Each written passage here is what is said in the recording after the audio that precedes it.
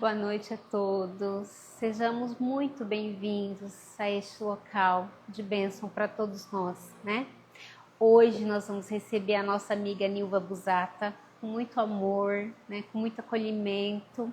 E ela vai falar um tema muito importante, como todos os outros, né? Mas esse tema é do Evangelho, né? Que vem falando, não julgueis para não ser julgados. Então vamos receber a Nilva. Vamos entrar em prece para esse momento que nós nos preparamos tanto em espírito de aprendizado, de crescimento, meu Pai, espiritual, que nós estamos aqui hoje, mais uma vez, para aprender. Agradecemos tanto essa bênção do Espiritismo em nossas vidas, que nos clareia a mente, nos clareia o caminho, nos fortalece, nos ensina a amar e nos dá aquela vontade de sermos melhores. Que essa energia tão boa, ela permaneça em nós, também fora do centro, em todo local que nós estivermos. Obrigada aos mentores e ao nosso Mestre amado Jesus por tudo isso que nos permeia, por todos os ensinamentos, por todas as dádivas, por todo o amor, porque Deus é amor. Que a nossa irmã, nossa amiga, de tanto tempo que vem trazendo tantas palestras para nós, seja intuída, envolvida por essas energias salutares e continue sendo esse instrumento de paz e de conhecimento e de amor para nós. Que assim seja.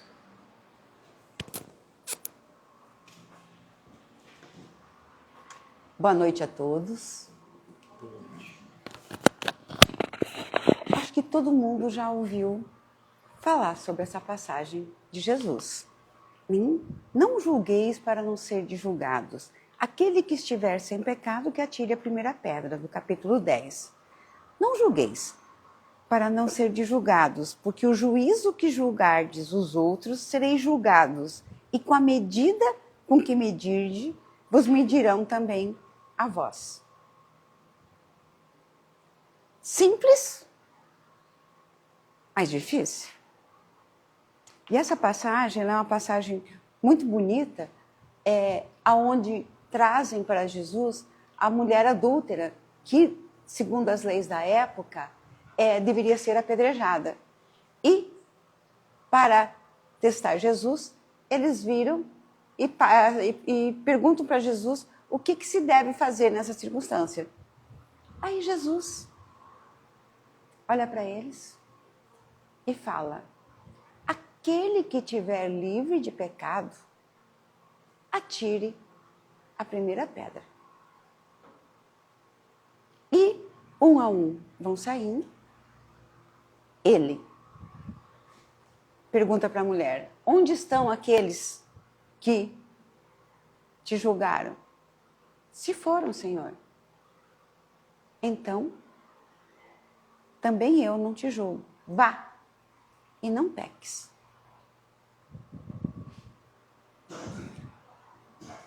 Nós fazemos isso quando alguém erra?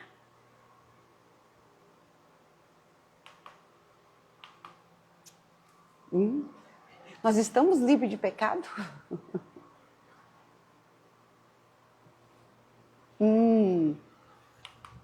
Vamos lá.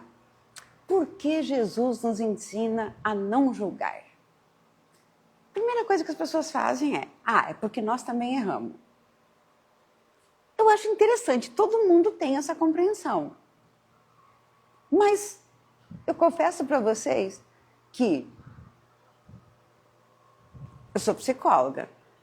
Não tem um atendimento que parte da dor da pessoa não tem a ver com o julgamento dela de alguém.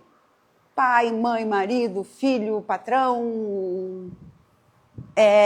Alguém errou com essa pessoa e ela está ali indignada.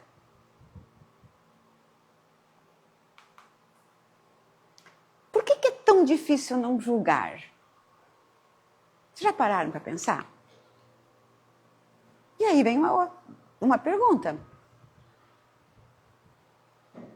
E nós podemos julgar a nós mesmos? Lembra, não julgueis para não ser julgados. Tá? Daí a gente pensa assim, do outro nos julgar.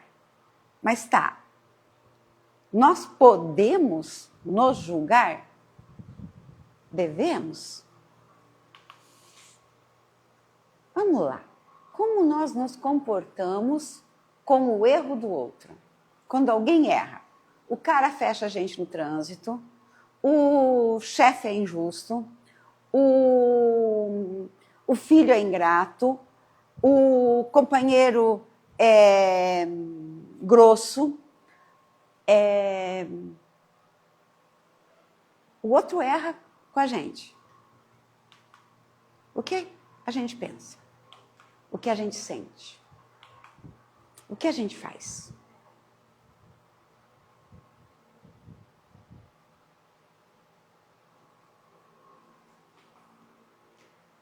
É a mesma coisa a gente assistir a guerra lá da Rússia com a Ucrânia, ou lá na faixa de Gaza, ou agora no Líbano. Tem alguém errando com alguém, mas os dois são estranhos. A gente consegue ser mais isento, fazer uma leitura mais neutra da situação? Agora, se tem alguém errando com alguém da nossa família, alguém que a gente ama, machucando meu filho, minha nora maltratando meu filho, eu vou conseguir aceitar?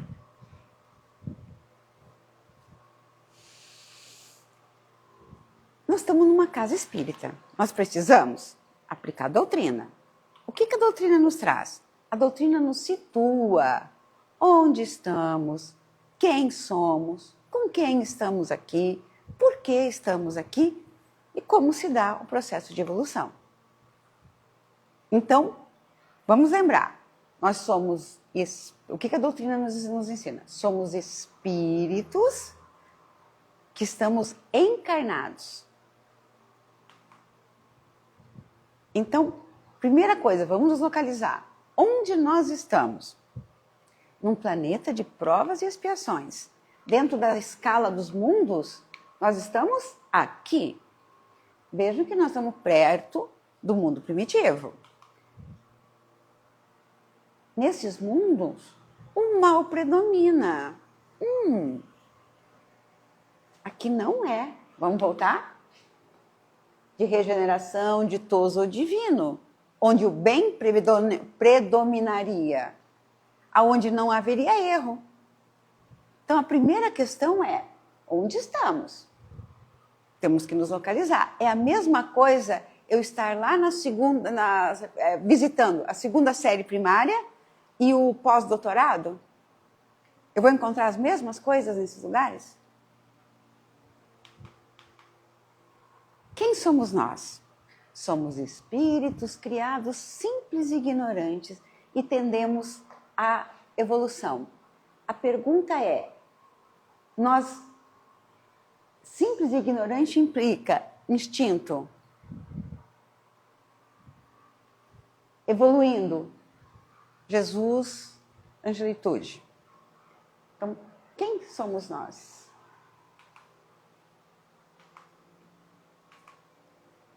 Espíritos de terceira ordem, caracterizados pela ignorância, o desejo do mal e todas as más paixões.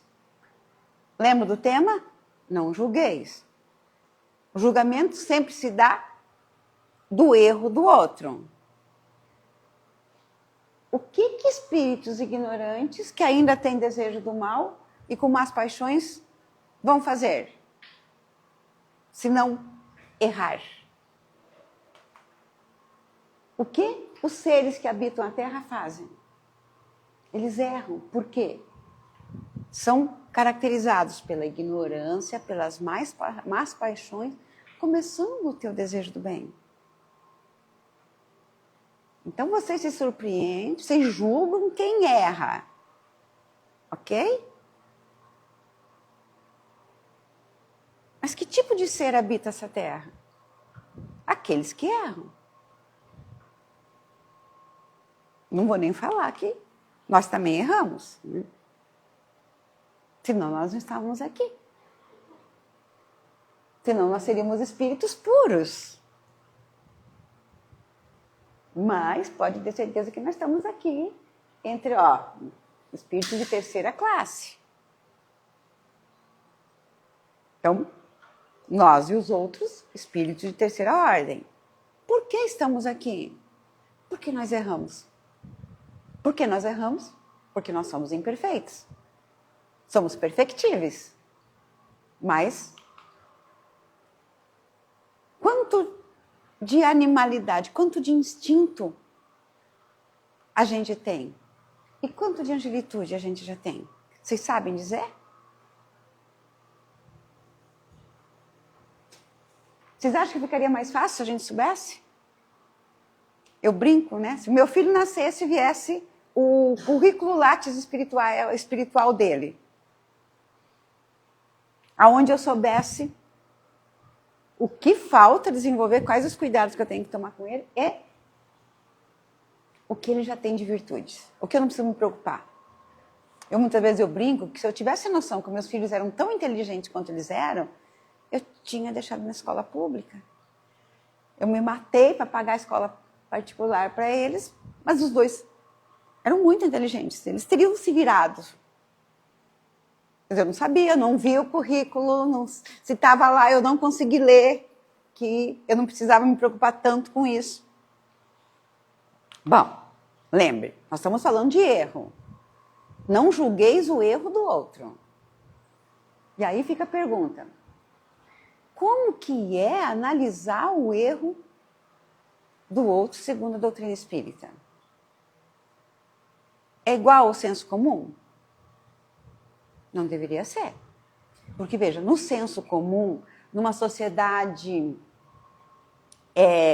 judaico-cristã como a nossa, se vocês pararem para ver o que está por trás do entendimento da maior parte das pessoas, é como se fosse assim: a gente já é capaz de fazer as coisas certas, corretas. A gente não faz porque a gente descuida, porque a gente é displicente, mas a gente já é capaz. É assim que nós entendemos o Espiritismo? Não. E aí, vamos entender. Lembre, o meu objetivo é, ao chegar ao final dessa palestra, que nós entendamos por que não devemos julgar. Então, como é ser um espírito temporariamente reencarnado na Terra? Precisamos entender que existe uma idade espiritual, um grau intelectual, um grau emocional, uma moralidade, uma expiação, reparações, provas, grau obsessivo, proteção, uma psicosfera do planeta, da cidade, da casa, do trabalho, um nível de vínculo com as pessoas que faz com que certas coisas sejam mais fáceis de acontecer ou mais difíceis. Cada um tem uma contribuição para fazer para a humanidade. E um tempo de estar aqui encarnado. Podemos parar por aqui? Aquilo que o cara matou. Para a gente julgar ele, a gente teria que entender todos esses quesitos. Aí nós teríamos autoridade para analisar a situação. Vocês pensam em tudo isso quando vocês veem a pessoa traindo? Veja, no caso da mulher adúltera, foi traição. Interessante que ninguém trouxe o adúltero. Foi a mulher. Será que essa mulher casou por escolha própria? Nós estamos falando de 2000 anos atrás. As mulheres casavam com o companheiro que elas escolhiam? E essa mulher tinha que ser fiel a essa pessoa que foi escolhido para ela. Qual a chance dela conseguir? Outra, qual era a idade dela? Ó, eu nasci em 68. Minha mãe não tinha nem 18 anos. Isso é recente, 56 anos atrás. Lá atrás, as mulheres casavam com quantos anos? 13, 14? Então, eu não vi em passagem nenhuma. Se vocês viram, me falem. Que idade tinha essa mulher da história de Jesus? 15 anos? 18? Que as pessoas não viviam muito, tá, gente? Eu não sei a estatística daquela época, mas eu sei que no século passado, até 1950, a vida média era uma pessoa com 40 anos já era idosa. Então, a pessoa traiu. A pessoa deixou o poder subir a cabeça. A pessoa não cuidou dos filhos. Ela está errada?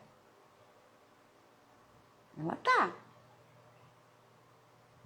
Gente, se só tivesse mãe boa, mãe equilibrada, mãe evoluída, eu ia ter que ser dentista como todo mundo da minha família. Eu não teria paciente. E, gente, tem uma história de uma televisão onde a mãe consegue, até um certo momento, ser uma boa mãe e num momento específico, descamba. Muitas vezes a mãe errou? Errou. Nós sabemos. O enredo dessas duas? Se aquela que está sendo vítima agora foi aquela que assassinou a que está mãe hoje. Será que a gente vai entender de forma diferente?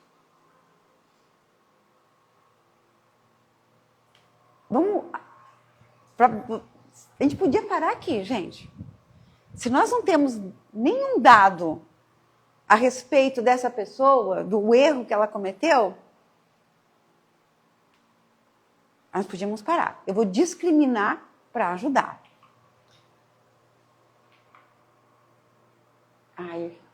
Deixa eu trabalhar aqui, então. Ó. Existe uma idade espiritual. Espíritos que estão há menos tempo aqui na Terra, mas tem espíritos mais antigos. O meu filho pode ser um espírito mais antigo do que eu. Pode ter um grau intelectual maior que o meu. Não falei que os dois eram inteligentes? Eu tinha muita dificuldade. Então, qual é o grau intelectual de verdade daquele que eu estou julgando? Hoje a gente sabe da inteligência emocional, que é a capacidade de gerir as situações. E a gente vê muitas vezes pessoas muito inteligentes, intelectualmente e emocionalmente, deixando a desejar. Então, eu posso ter desenvolvido intelectualmente, mas não ter me desenvolvido ainda emocionalmente. Diante de uma contrariedade, eu posso agredir a outra pessoa. Aqui, para nós entendermos melhor, a moralidade. Se nós entendermos esse gráfico, em que ponto está aquele ser que errou? Se ele é um espírito mais primitivo, cheio de instintos,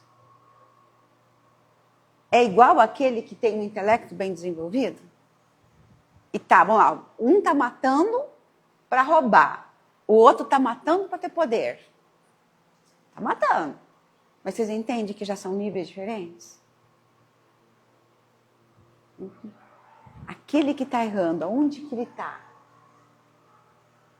Qual é a história desse espírito? O que ele fez? Eu estou vendo o cara agora roubar. Mas na passada ele matava. Eu estou vendo o cara usar mal o poder. Mas antes ele roubava. Hoje ele não está fazendo nada da vida dele. Mas na outra, Ele se suicidou. Essa ele está melhor do que estava. Hoje tem tentação. Ele tem desejo de trair, mas não trai. Mas de repente quem olhar vai dizer assim, pô, mas ele tem desejo, então ainda ele está errando.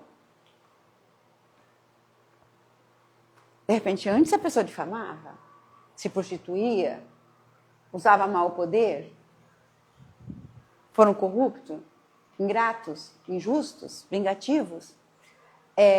Tem aquela história do Chico, que eles estão indo lá para fazer trabalho na favela, né? E aí uma delas fala assim, nossa, Chico, nós estamos aqui indo cuidar das pessoas, e esse povo aí, bebendo, jogando. E aí ele vira, que bom, ontem eles matavam e roubavam. Quando a gente está vendo o outro, a gente não sabe se ele já tem potencial das coisas positivas. Talvez ele consiga uma, consiga outra.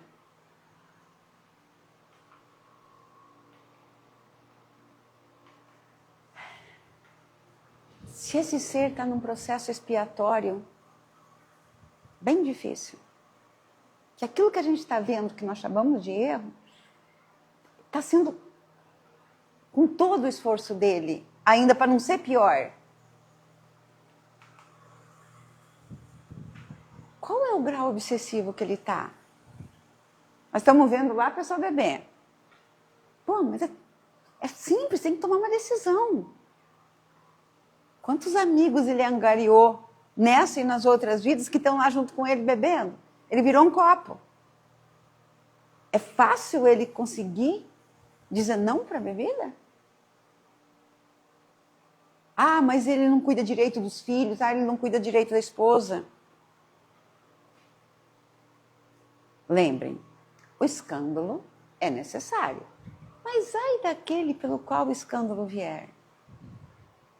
Essa esposa, esse filho, não está com essa pessoa que corria o risco grande de se perder na bebida.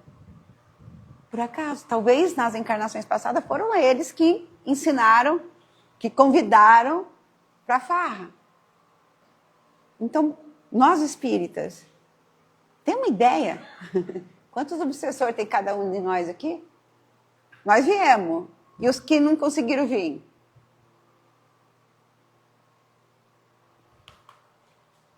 Temos reparações. É bem comum as pessoas falarem assim, nossa, mas eu faço e parece que nada dá certo comigo. Nessa encarnação, a pessoa está fazendo tudo de bom. Está plantando coisa legal. Mas o que ela colhe hoje? Que muitas vezes a gente fica até consternado vendo o tanto de coisas ruins que acontecem com a pessoa e a gente fala assim, mas Deus é injusto. Como que está tanta coisa acontecendo com essa pessoa? Ou ela está no meio de um vulco-vulco desse, não está tendo a melhor opção, mas ainda aquela resposta, ela é menos pior do que foi outras vezes, porque ela está num processo. Reparar com pessoas que a gente prejudicou, vocês acham que é uma coisa fácil? Eu acompanho algumas situações onde, assim, muitas vezes a pessoa tem a mágoa com a mãe, por exemplo, e nesse momento a mãe está debilitada. Aí, digamos assim, é justa a dor da pessoa, mas é hora de cobrar? Muitas vezes a pessoa não dá conta. Cobra. Nós vamos julgar? Nós sabemos o tamanho dessa dor? Aquela pessoa está sob mais proteção ou menos proteção. Talvez está descuidada, a proteção não consegue atuar, e aí ela acaba fazendo aquelas coisas que a prejudicam e prejudicam os outros. Está diante de provas. Muitas vezes nós estamos vendo o erro aqui. Tem aquele paciente que eu já comentei com vocês do trânsito. Então, uma das coisas que ele sai de si quando alguém erra com ele no trânsito. Mas quando ele chegou para mim, ele já tinha conseguido refletir que assim, puxa, mas talvez seja alguém endividado, talvez seja alguém que está atrasado, corre o risco de perder o emprego. Quando a gente está vendo alguém errar naquele ponto que muitas vezes nos atinge, a gente não sabe a prova com que ele vem passando. Vai saber lá quanto tempo. Em que psicosfera ele está imerso. E os vínculos, gente? Vocês já repararam que tem pessoas que provocam melhor em nós? E tem outros que provocam pior? E aí, com aqueles que provocam o melhor, é fácil não errar. Mas com aquele que provoca o pior, é mais difícil. Talvez eu não... Vai aparecer meu erro, mas tem mais mérito, porque de repente exigiu muito mais de mim não fazer aquilo com ele.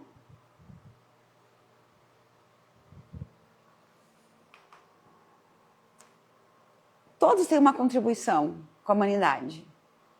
Aquele, talvez naquele momento, não conseguiu fazer. Aí qual é a nossa? Não julgar. Eu achei interessante, meu irmão mais novo faleceu há 3 meses. E aí, numa certa circunstância lá, conversando com outros, ele falou, havia uma coisa que na época a gente não tinha concordado, que ele tinha feito na situação que nos envolvia. Aí o meu irmão falou assim, mas se ele não tivesse feito, ele não teria aproveitado. E veja, ele morreu. Que bom que ele aproveitou. Veja, dentro da perspectiva da morte, aquele erro que naquele momento lá deixou eu e ele bem bravos, pelo menos nos últimos anos dele, era a compra de um carro. Então, pelo menos ele teve um carro melhor para usar. Quando a gente está vendo o erro do outro, a gente sabe quanto tempo de vida ele tem?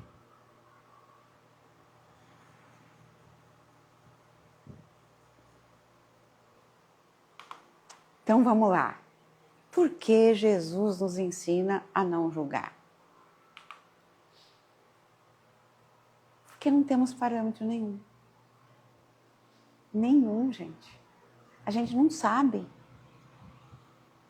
Vocês sabem que ser psicóloga é uma experiência bem interessante. Porque, a princípio, a gente está aberto e disponível para aquele ser que vem com uma história que a gente não tem ideia do que seja. E nós vamos ver os erros dele. E vamos ter que ajudar ele a dar conta dos erros que ele comete. E se vocês soubessem como é difícil as pessoas aceitarem os próprios erros. A gente fala do não julgar o outro, por isso que eu fiz a pergunta lá. E a gente julgar nós mesmos a gente deve? Porque muitas vezes é mais fácil aceitar e perdoar o erro do outro do que o nosso. Então, no princípio estamos falando do outro. Não temos parâmetro. Como aqui é um planeta de provas e expiações, ele pode errar. Ele está aqui para aprender. Eu viro e mexo, eu tenho que usar uma metáfora, principalmente com quem não é espírita, que tem dificuldade de aceitar a ignorância, o erro do outro. Aí eu brinco com a pessoa assim, faz de conta que você veio de um outro planeta e a tua nave estragou, não tem peça para consertar. Você vai ter que conviver com os nativos, com os erros do outro. O nativo está aqui, é a casa dele. Você que não faz mais essas coisas, não deveria estar aqui.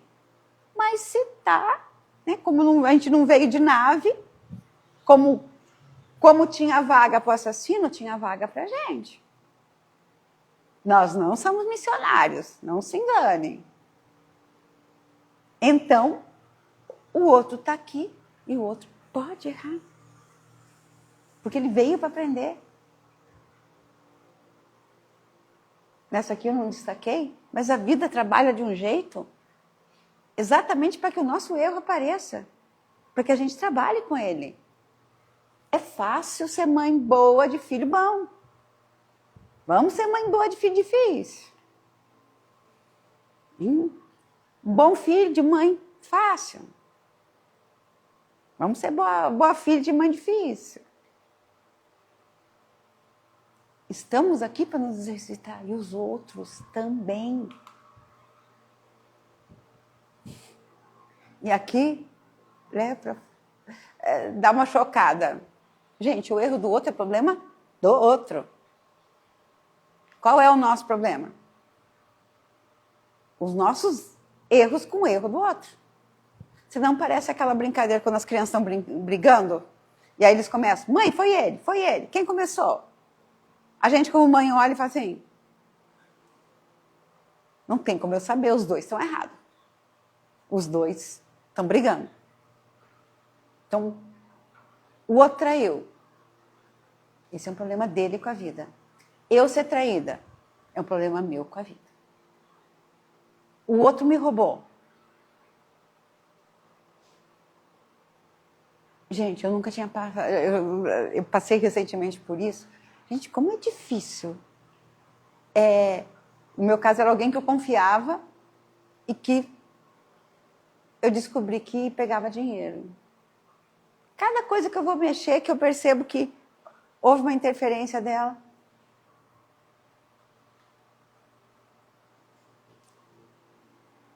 É fácil achar que eu perdoaria sem ter passado pela situação. Eu estou trabalhando a aceitação. Então, vamos lá. Ela ter pego o meu dinheiro é um problema dela com a vida. O que o comportamento dela evocou em mim. Esse é meu problema.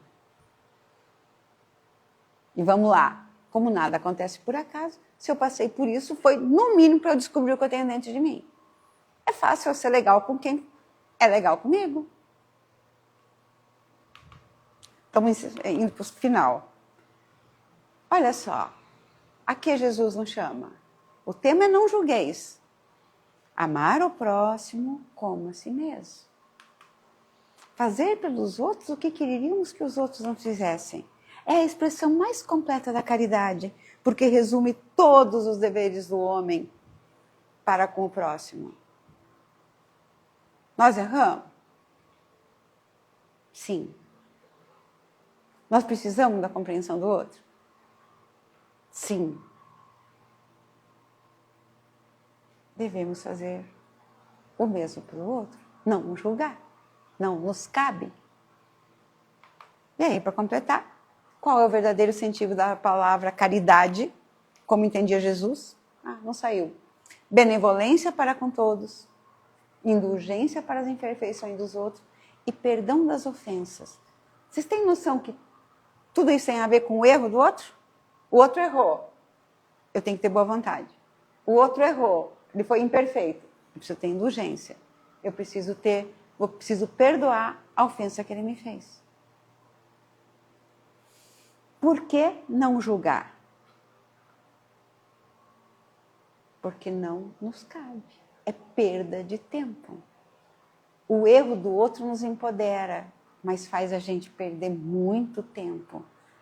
Porque no que a gente está achando lícito, o que a gente está sentindo porque o outro errou de verdade, a pessoa roubou, o outro traiu, o outro fechou.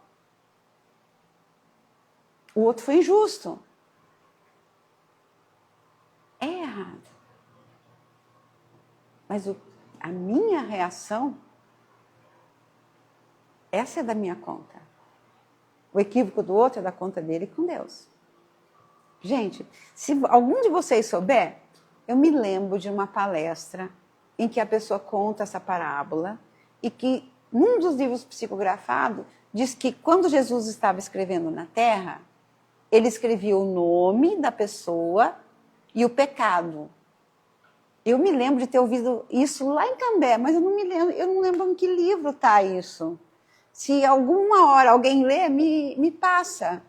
Porque daí, assim, quando Jesus fala, né, atire a primeira pedra quem estiver livre de pecado, não foi só um... Se isso for verdade, né, se essa fofoca espiritual for verdade, cada um foi virando as costas para que não pusesse o nome lá, Lucas, tal coisa.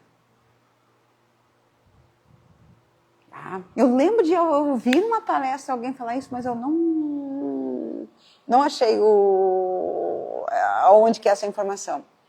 De qualquer forma, diante do erro do outro, que a gente dê a oportunidade dele ir e não pecar mais. Diante do nosso erro, entendamos por que a gente fez, como fez e vamos para o futuro tentando fazer certo. Obrigada. Pai de infinito amor, infinita bondade, agradecemos-te a oportunidade de aqui estarmos, encarnados, nesse momento tão especial da Terra. Pai, que consigamos ter a clareza que cada um dos teus ensinamentos, primeiro através de Jesus e depois das obras do Espiritismo, que tenhamos essa luz que nos orienta para entender como é que nós podemos fazer esse caminho de forma a cuidar daquilo que nos compete. Nossa vida, nossos erros, nossos compromissos, nossa programação reencarnatória. Que consigamos dar o direito para os nossos irmãos que no seu processo de aprendizado se equivoquem, mesmo que esse equívoco nos atinja. Que não sejamos nós a jogar pedras, porque logo adiante também precisamos que não joguem pedras nos nossos erros. Que assim seja.